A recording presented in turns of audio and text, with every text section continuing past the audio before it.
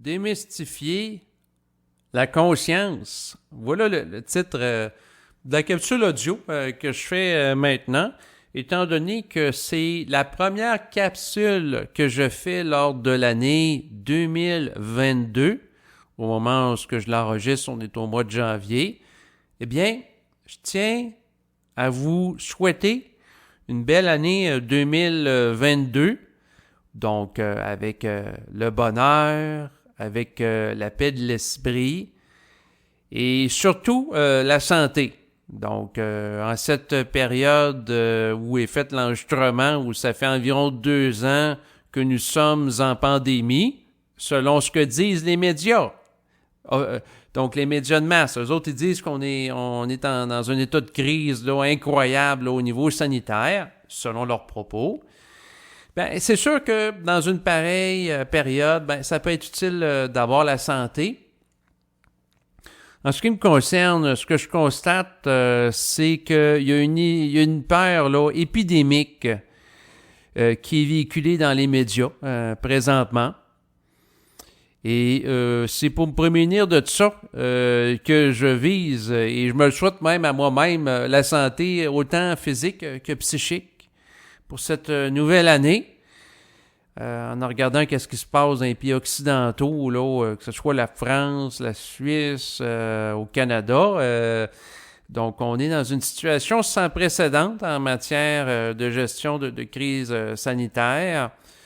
Et ce que je voulais dire, c'est que, j'ai pris une pause là, de mes activités de diffusion web là, depuis le milieu du mois de décembre de l'année 2021. Et là, je suis de retour. Ça a été un temps d'arrêt qui a été utile pour moi. Ça m'a permis de prendre du temps pour, dans le fond, m'intérioriser. Où ce que je me suis distancé par rapport à plusieurs influences de lanceurs d'alerte, de gens qui véhiculent aussi de la conscience. Et je me suis amusé à jouer à des jeux vidéo. Donc, après près de 2 ans qu'on cherche, entre autres, à nous faire peur dans les médias, j'ai fait pendant une longue période de temps un suivi quand même très assidu là, de l'actualité.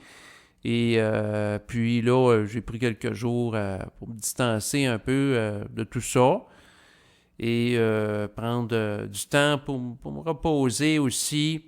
De la diffusion constante que je faisais là, sur Facebook, sur YouTube, de capsules audio, de relayer des articles, entre autres, sur Facebook en lien avec la crise, etc.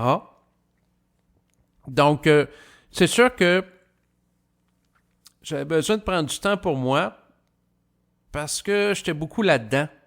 Donc, prendre une certaine distance. Et je me suis détaché, pour les gens qui ont écouté mes enregistrements là, que j'ai fait au mois de décembre, de livres d'enregistrements que j'écoutais régulièrement en lien, entre autres, aussi avec la conscience, en plus du suivi de la crise, pour prendre du temps puis m'amuser comme un enfant à jouer à Mario Bros 1, Mario Bros 2. Donc, les gens de ma génération, c'est-à-dire que là, je suis rendu à 40 ans. Bon, peut-être que ça va faire écho à certains plaisirs d'enfance à jouer à des jeux vidéo comme ça. Mais ça m'a fait du bien. Et là, je me sens prêt pour faire d'autres choses. Donc, je me suis détaché de plein de choses. Je me suis départi de plusieurs livres, enregistrements audio. Puis là, progressivement, là, j'observe qu'est-ce qui émerge en moi. Là, j'ai eu de l'intérêt pour écouter un enregistrement de Bernard de Montréal. Tranquillement, je me réintéresse à ces choses. Après avoir fait une pause. Et là, j'observe qu'est-ce que je réintègre dans ma vie et la fonction de ces éléments. Que ce soit des enregistrements audio que je réécoute ou des livres, ce qui peut être intéressant de faire, et c'est une des raisons pour laquelle, dans le fond, je fais cette capsule, c'est de vous proposer d'évaluer la fonction qu'ont, par exemple, dans votre vie, que ce soit des enregistrements, des livres ou l'écoute de capsules audio de YouTubeurs, par rapport à vous. Regardez qu'est-ce qu'il y en est. Puis des fois, on peut être surpris. Donc, c'est sûr que par rapport à l'écoute d'enregistrement de Bernard de Montréal, ce que j'ai réalisé en prenant un recul, c'est que lorsque j'écoute ces enregistrements-là, foncièrement, ce que ça fait chez moi, et c'est peut-être le cas pour certains d'entre vous, là, fait que c'est pour ça que je fais entre autres la capsule audio, là, c'est que ça induit un état de transe et l'émergence d'idées de nature intuitive, comme ce qui est vécu dans un état, en fait, carrément, ça m'amène à connaître un état d'altéré de conscience lorsque je l'écoute. Donc, autrement dit, ça amène moi-même à vivre un état de transe où ce que ça me parle intérieurement et il y a des idées qui émergent en moi. Et avant d'écouter l'enregistrement, je ne sais pas c'est quoi les idées. Puis il y a des idées qui émergent et la particularité, c'est que c'est des idées qui n'ont pas nécessairement de lien ou de rapport direct avec la nature des propos tenus. Par exemple, je peux écouter un enregistrement qui questionne des rapports du couple ou c'est quoi la différence entre, par exemple, l'âme et l'esprit, mais simultanément, je peux vivre un état de transe où ça va me parler en lien avec la crise sanitaire ou par rapport au développement de nouvelles technologies, là. Et c'est pas l'objet de l'enregistrement que j'écoute. Donc, c'est particulier comme expérience. Et c'est sûr que, dans le fond, l'écoute de ces enregistrements-là, en réalité, ce que j'ai réalisé, en prenant un peu de recul, c'est que c'est un prétexte pour moi pour être à l'écoute d'une dimension intuitive en moi-même. Donc, c'est sûr d'écouter les enregistrements un peu comme quand on écoute une méditation guidée avec de la petite musique douce. Bon, ben, ça peut induire un état de transe, un état de détente. Et la particularité des écoutes des enregistrements, entre autres de Bernard, c'est que ça l'induit avec une certaine profondeur. Dans le sens que j'ai observé que d'écouter les enregistrements de Bernard de Montréal, comparé à ceux de Marc de la Salle que j'ai interviewé pendant plusieurs années. Donc, la distinction entre les deux, en tout cas chez moi, c'est que l'écoute de ceux de Bernard va avoir tendance à induire un état plus profond de transe en moi qui me connecte avec la dimension intuitive de ma conscience. Et ça fait écho à des potentialités que j'ai en moi-même, en ce sens que si on écoute quelqu'un qui parle sans réfléchir et qui sort plusieurs idées, puis il peut faire une conférence qui va durer 2 heures, là, et puis aucune préparation, ben, ça fait réaliser que peut-être que nous autres, on est capable d'en faire autant, puis que le phénomène de l'ajustement de la parole qui se produit chez lui, où ce qu'il parle quelque chose à haute voix, puis à quelque part, il obtient des réponses, il obtient des informations, et la pensée qui est véhiculée se précise, gagne en clarté au fur et à mesure des minutes où ce qu'il la communique. Bon, ben c'est un peu le même phénomène qui peut être expérimenté par d'autres personnes aussi. Donc, la fonction de ces enregistrements, avec le temps, ce que j'ai réalisé, c'est l'induction d'un état altéré de conscience dans le sens modifié. Donc, on a des chamans qui vivent des états altérés de conscience. On parlait de transe chamanique. Et je m'étais intéressé aux travaux, entre autres, de Corinne Sombrun, qui, dans le fond, va parler dans son cas de transe cognitive pour démystifier le phénomène de la conscience altérée des chamans. Donc, enlever la couleur spirituelle ou religieuse du phénomène ou liée à certains rituels pour aller chercher l'expérience pour ce qu'elle est en elle-même par rapport à ses caractéristiques. Donc, quand il y a un rituel où la personne se met à danser puis à chanter autour d'un feu, ce qui est fondamental dans l'expérience de la transe cognitive, c'est l'état altéré de conscience où la personne perd la notion du temps, la notion de l'espace et certaines perceptions sensorielles, comme par exemple l'état de fatigue. Donc, dans un état de transe, on ne perçoit pas l'état de fatigue. Ensuite, dans l'état de transe, ça se peut qu'on ne perçoive pas certains besoins physiologiques, corporels de base, comme aller aux toilettes déféquer à chaque jour. Ça me fait penser à une anecdote que, en fait, m'avait fait un invité que j'avais interviewé, qui avait hébergé chez lui, là, Bernard de Montréal, qui me racontait qu'il devait lui rappeler, donc régulièrement, aux différentes journées, à Bernard, d'aller aux toilettes là, pour déféquer. Là. Et en lien avec ça, ben ça me fait penser à l'état de transe chamanique où la personne qui vit un état d'éthérique conscience, un peu comme le chaman qui peut danser plusieurs heures consécutives là, proche d'un feu. Ben, c'est un petit peu le même principe. À un moment donné, la personne est tellement absorbée par quelque chose, elle perd certaines perceptions qui sont diminuées, alors que d'autres sont amplifiées. Donc, c'est ça que je voulais mentionner par rapport aux fonctions d'enregistrement de Bernard. Je me suis mis à réécouter. Ensuite, ben, je me suis remis à écouter des enregistrements d'André Moreau, donc le philosophe jovialiste québécois, qui donne beaucoup d'importance à s'amuser. Et c'est sûr qu'en cette période qui est très morose au niveau de l'actualité internationale, avec des mesures très répressives qui sont prises, notamment le retour du couvre-feu au Québec, donc pour une deuxième fois, donc un deuxième hiver. Donc l'année passée, en 2021, il y avait le couvre-feu en début d'année. En début d'année 2022, encore une fois, le couvre-feu est de retour. Et avec d'autres cortèges, d'autres mesures de contrôle social, bon, ben, par rapport à toute cette pression-là, cette tension-là, quoi de mieux pour moi que d'écouter André Moreau qui parle de l'importance de se laisser être plutôt qu'à chercher à se contrôler puis à être névrosé. André Moreau, dans ses enregistrements, ben, c'est sûr que, à quelque part, c'est une philosophie qui est joyeuse. Et d'écouter ça, ben ça me donne du plaisir de vie. C'est sûr, ça me fait changement de ce qui est véhiculé dans les médias de masse. C'est quand même assez déprimant, toutes les nouvelles qui sont véhiculées là, ces temps-ci. Donc, c'est ça que ça m'apporte. Et sinon, ben j'écoute... je me suis mis à écouter des enregistrements de Luc Bodin. Lui...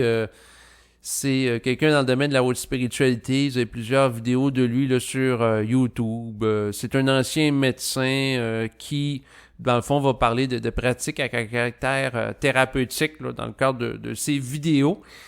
Et il y a notamment là, plusieurs méditations guidées. Moi, je vais en écouter, puis l'écouter parler calmement. Ça me détend. Et ça va induire en moi un état beaucoup plus agréable que celui qui peut être généré par les gens qui animent les médias de masse et qui cherchent à véhiculer un état de peur. Donc, ça fait changement.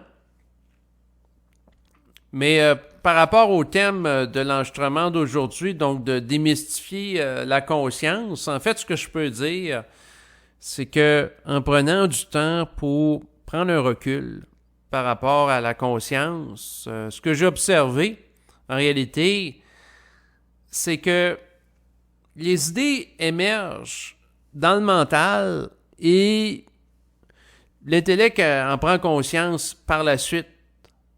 Donc, un peu comme peut l'expliquer, par exemple, les neurosciences. Si on pense entre autres à la théorie du cerveau triunique, où ce que le cerveau instinctif reptilien à la base, qui perçoit des choses.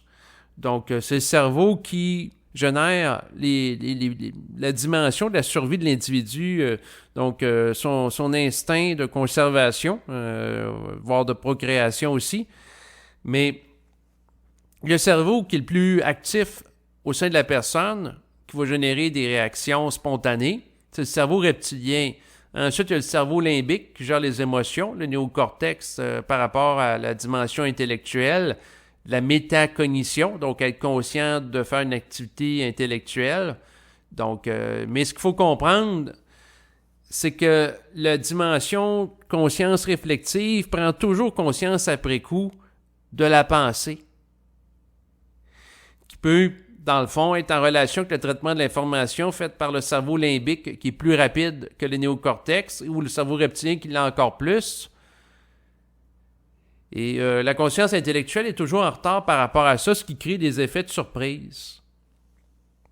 Donc, on peut se surprendre à parler avec des informations qui émergent. Et c'est sûr que ça, c'est une théorie qui a une vision plus matérialiste, mais comme le philosophe jovialiste André Moreau, je rejoins aussi sa perspective qui est immatérialiste dans le sens que les activités du cerveau reptilien, ensuite le cerveau limbique ou néocortex, de ma perspective, ça explique pas tout parce que il y a des pensées spontanées qui sont en relation avec des gens à plusieurs mètres ou kilomètres de distance qui ont une simultanéité, dans le sens qu'on peut penser à quelqu'un, puis la personne en même temps pense à nous, alors qu'elle est à plusieurs kilomètres de distance, puis elle décide de nous contacter par téléphone ou nous envoyer un message texte par Facebook.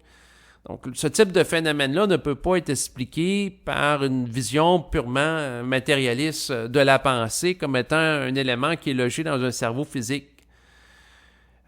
Mais il y a certains éléments, phénomènes relatifs au traitement de la pensée ou de l'information qui sont en relation naturellement avec le cerveau reptilien, ensuite le cerveau aussi limbique, et la mystification qui peut être faite par le néocortex lorsqu'il appréhende les informations venant de ces deux cerveaux-là, c'est qu'il en prend conscience après coup. Donc ça peut créer une forme de mystère, mais en réalité, c'est tout simplement que c'est des dimensions de l'individu qui traitent plus rapidement l'information que la dimension consciente réflexive qui réalise l'information qui émerge dans le champ de la conscience après coup. Donc, c'est sûr comme phénomène particulier, ce que je peux vous partager, puis des fois, c'est ça qui peut être surprenant. Je discute avec des gens. Donc, à un moment donné, j'étais chez ma mère avec ma compagne, on discutait à table et il m'est émergé comme ça. Puis je ne m'attendais pas à dire ça non plus, que éventuellement, eh bien, le lobby LGBT+, va vouloir à ce qu'il y ait un président des États-Unis qui soit un transgenre. Donc, et je ne m'attendais pas à dire ça. Ça a sorti de ma bouche, puis j'ai pris conscience de ça après coup. C'est sûr qu'on entend beaucoup parler des transgenres ces temps-ci. Puis là, on parlait par rapport au président des États-Unis, qu'est-ce que ça pourrait être, là? Donc, la possibilité, que par rapport à Joe Biden, si, par exemple, une femme noire prend la relève, ce qui serait un double précédent, c'est-à-dire une personne de couleur à la gouvernance des États-Unis, et en même temps, une femme pour une première fois. Donc, ça serait un 2 dans 1. Et c'est sûr que par rapport au Parti démocrate, moi, ce que j'ai intuitivement comme perception, c'est qu'eux autres vont chercher à amener des individus qui vont faire reculer certains tabous, faire des choses qui n'ont jamais été faites. Si on pense à Barack Obama, donc un homme noir là, qui a été élu président des États-Unis. Donc, ça a été une première. Et ça fait éclater certaines formes par rapport à la conception traditionnaliste du président. Donc, la conception conservatiste qui pouvait être associée à ce rôle comme étant quelqu'un de type masculin.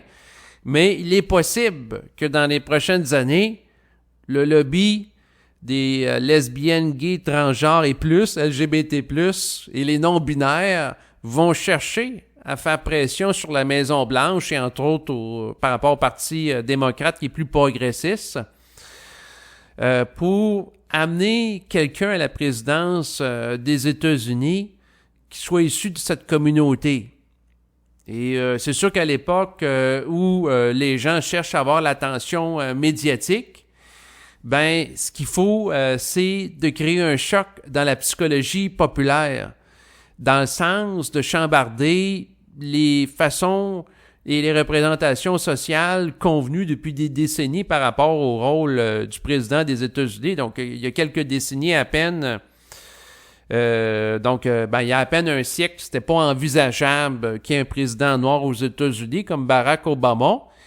Et moi, ce que je vous dis, c'est que dans quelques décennies, on aura sans doute un lobby au niveau du mouvement, entre autres woke, qui veut dire en anglais éveil. Bon, que à quelque part, là, ça prend des gens de toutes les diversités, là, diversité d'orientation sexuelle, d'identité sexuelle aussi. Ça peut être quelqu'un qui se définit comme étant non-genré, qui va être soutenu par cette communauté pour gouverner les États-Unis, puis par effet boule de neige, certaines autres démocraties où on va chercher à ce qu'il y ait, que ce soit au Canada, que ce soit en France aussi, des gens issus de la diversité là, au pouvoir. Donc, il y a une mouvance qui présentement prend forme en ce sens.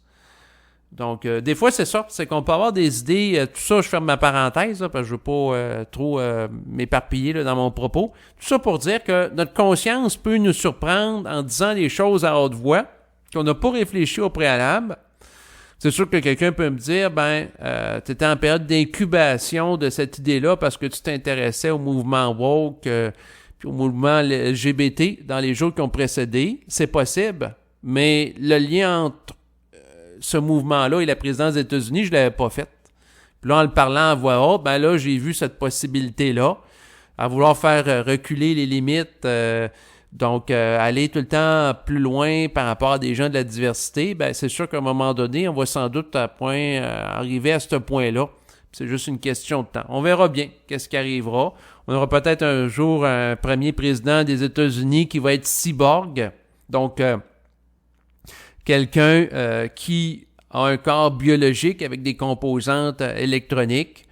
Donc, et là, ça va être plus que le code QR ou l'identité numérique ou le crédit social associé à son identité biologique, mais on parle d'un individu qui pourrait avoir des implants visuels, implants auditifs, certaines composantes dans l'intérieur de son corps qui permettraient, par exemple, d'avoir en temps réel par exemple, son rythme cardiaque. C'est sûr que ça peut être utile si on pense à la population vieillissante. Donc, si c'est un président des États-Unis qu'on a éventuellement là, qui est âgé un peu comme Joe Biden qui a présentement, c'est sûr que si la personne est munie d'appareils qui permettent de capter ses signes vitaux, pression cardiaque, pression artérielle, ensuite, dans le fond, avec des nanosondes dans le corps pour voir l'état des organes, les scanner en temps réel, et qu'ils soient branchés avec une interface cerveau-machine, c'est sûr que ça peut avoir certaines fonctions. Donc, il y a plusieurs possibilités auxquelles je m'ouvre présentement, et c'est en le parlant que ça se précise. Mais là, je veux revenir sur la thématique de l'enregistrement d'aujourd'hui, qui est celle de la démystification de la conscience. Donc, un des mystères qui peut être lié à la conscience, c'est sûr, c'est l'origine de la pensée, d'où est-ce que ça vient, la pensée. Et c'est sûr que l'une des particularités de la science matérialiste, parce qu'il y a quelques mois, je m'étais intéressé aux travaux de l'Université McGill ici au Québec, là, qui ont un très beau site web là, en lien avec le cerveau, qui expliquait que, dans le fond, les décisions sont prises par le cerveau dans son ensemble et ensuite le conscient, donc la dimension réflexive intellectuelle qu'on peut mettre en relation avec le néocortex, en prend conscience. Autrement dit, ça décide en nous, puis ensuite on prend conscience de tout ça. Dans mon vécu, ça va dans le même sens. Par contre, c'est sûr qu'eux autres appréhendent la chose d'une manière matérialiste. C'est pas des immatérialistes comme André Moreau qui ont fait des études s'appuyant sur les travaux de Berkeley, là. Parce qu'André Moreau a fait un doctorat là, qui portait sur l'épistémologie immatérialiste de George Berkeley, qui avait une vision du monde reposant sur le principe que la matière n'existe pas. Sauf que derrière le cerveau, ou si on peut dire la conscience globale de l'individu qui est plus vaste que la conscience intellectuelle qui décide avant qu'il prenne conscience intellectuellement de quelque chose, il y a une force, il y a quelque chose qui est là. Et c'est là que c'est délicat d'en parler parce que si je veux en parler intellectuellement en utilisant des mots, des verbes, en construisant des phrases, l'intellect, par rapport qui me sert à transmettre des idées dans le cadre d'une capsule audio, ne peut pas appréhender cette réalité-là en totalité. Ce qui fait en sorte que c'est comme quelqu'un qui cherche à comprendre l'ensemble de l'océan en étudiant tout simplement un endroit où il y a une baie. Donc, c'est sûr que si je m'en vais à l'Orchard Beach aux États-Unis, où il y a une baie, donc avec une belle plage, puis j'essaie de comprendre l'ensemble de l'océan à partir du fragment d'une réalité qui est extrêmement vaste par rapport à quand on parle de l'océan, c'est plusieurs fois, là, je ne sais pas quel pourcentage plus vaste qu'une simple baie, mais c'est beaucoup plus vaste. C'est impossible. Et j'en viens au constat, après plusieurs jours d'arrêt, où je prenais du temps pour m'intérioriser. Je prenais des bains, entre autres. J'étais bien calme. J'en viens à la conclusion que l'intellect ne permettra jamais de comprendre totalement c'est quoi la conscience. Et quelque part, l'intellect est trop limité pour ça. Par contre, je réalise qu'une dimension intuitive qui est plus vaste de mon intellect, que si je m'y attarde, en me permettant de vivre un état de transe, si j'écoute un enregistrement de Bernard de Montréal, que ça m'apporte des idées nouvelles dans ma vie et ça peut enrichir mon vécu de m'ouvrir un état de transe. Et c'est sûr que la démonstration de l'état de transe en relation avec une vision du monde immatérialiste ou matérialiste, et bien, c'est sûr que ça peut être sujet à débat dans la communauté scientifique qui s'appuie sur des éléments rationnels qui sont observables, mais comme il y a une dimension de la réalité qui m'échappe, que je peux pas observer avec ma conscience, ben à un moment donné, je suis obligé comme de déclarer forfait par rapport à ça. Donc, et prendre un certain recul. Par contre, de la compréhension intuitive, je peux en tirer profit. En lien avec ça, ce que je peux vous mentionner, c'est que ça fait plusieurs mois que je fais l'étude de la langue anglaise de manière intuitive. Autrement dit, ça fait au-dessus de 20 ans que j'étudie ponctuellement l'anglais. J'ai rencontré toutes sortes d'enseignants. Et dans les derniers mois, j'ai rencontré une enseignante. Donc, elle, dans son approche de l'anglais, eh bien, c'est intuitif. Donc, elle part du principe que, au fil du temps, on a entendu beaucoup d'expressions anglaises. Pour les gens qui écoutent des films, qui font la lecture de livres, d'articles. Et elle, ce qu'elle dit, c'est que ça s'enregistre inconsciemment dans le cerveau. Donc, une dimension nous-mêmes qui est imprégnée de qu'est-ce qu'on a déjà entendu ou lu dans le passé en lien avec la langue anglaise, qui nous permet d'avoir accès à des informations qu'on ne comprend pas intellectuellement, dans le sens on ne peut pas expliquer la règle pourquoi que quelque chose se prononce comme ça en anglais, mais on peut le savoir intuitivement. Donc, son approche, à la différence d'au-dessus de 90% des enseignants que j'ai rencontrés dans mon passé, qui visaient à enseigner la langue anglaise, à nous présenter les règles là, par rapport au present perfect, ensuite, que ce soit le present continuous, ensuite, le past perfect, le futur, simple future. Tu sais, il y a plusieurs temps là, en anglais, là. Mais bon, souvent, les enseignants cherchent à nous montrer les règles logiquement, intellectuellement, des principes sur lesquels on peut réfléchir pour prendre une décision, pour accorder adéquatement là, tel mot par rapport à un autre. Mais elle, son approche, puis c'est pour ça que j'en parle dans le cadre de l'enregistrement présent, c'est qu'elle a dit, puis ça revient un petit peu au supramental dans le sens que elle dit, par rapport à une phrase avec une question à choix multiple en anglais, lis-le à voix haute, puis dans le fond, ce qui va arriver, c'est qu'en fonction de tout ce que tu as intégré, puis ta conscience intuitive qui est plus vaste que celle intellectuelle, ça se peut que intuitivement, la bonne réponse va émerger. Tu comprendras peut-être pas la règle logique, tu seras même pas capable de l'expliquer qui est derrière ça, mais tu vas avoir une réponse qui émerge en toi, qui est ça, puis ça va être la bonne réponse. Sans que tu en aies une compréhension intellectuelle, mais la bonne réponse va venir de l'imprégnation de ton bagage mémoriel du passé. C'est l'explication qu'elle donne. Elle ne dira pas que c'est vibratoire, mais la façon que ça le parle, c'est un petit peu comme si c'était vibratoire. Parce qu'elle dit, si tu fais juste essayer de deviner, par rapport à la lecture dans ta tête de certaines choses, tu peux avoir un certain résultat. Mais si tu lis la phrase à voix haute, puis par rapport au choix multiple, tu les lis à voix haute, en les parlant, ça va se clarifier. Un peu comme avec la conscience supramentale, où lorsque la personne parle à voix haute, la vibration se manifeste, puis qu'est-ce qui est le plus ajusté apparaît avec grande clarté. Bon, c'est un petit peu le même principe, mais pourquoi je vous en parle? C'est parce que ça marche chez moi. Et ça fait des cours assez spéciaux. Là, c'est sûr que je fais avec elle des cours privés, puis j'ai pas nécessairement d'autorisation là, de dévoiler son identité. Fait que j'en parlerai pas là, ouvertement, là, n'ayant pas d'autorisation de sa part en son sens, là, donc je reste quand même discret. Mais tout ce que je peux vous dire, puis ça, c'est pas une approche qu'elle a inventée, c'est des constats qui sont intéressants là, qu'elle m'a partagé, c'est que de parler à voix haute quelque chose, ben dans plusieurs cas, par rapport à des choix multiples, des exercices d'anglais, je vais avoir les bonnes réponses. Puis surtout lorsque j'y parle à voix haute. Sauf que the problem I've got is I'm not able to give some explication for why this is the answer. So this is the big problem I have to face. Donc le grand problème auquel je suis confronté, je suis pas capable d'expliquer pourquoi. Fait que là, ça fait des... Tu sais, imaginez, vous faites un exercice, vous avez 17 sur 20, mais vous n'êtes pas capable d'expliquer pour la plupart des réponses pourquoi que c'est ça. Ben, c'est ça parce que c'est ça. C'est ça l'aspect intuitif.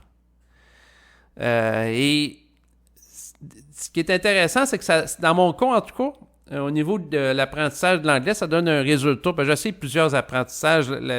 La méthode musicale de mémorisation, on écoute des enregistrements, on s'imprègne de tout ça. Ça nous rentre dans la tête, ça donne certains résultats.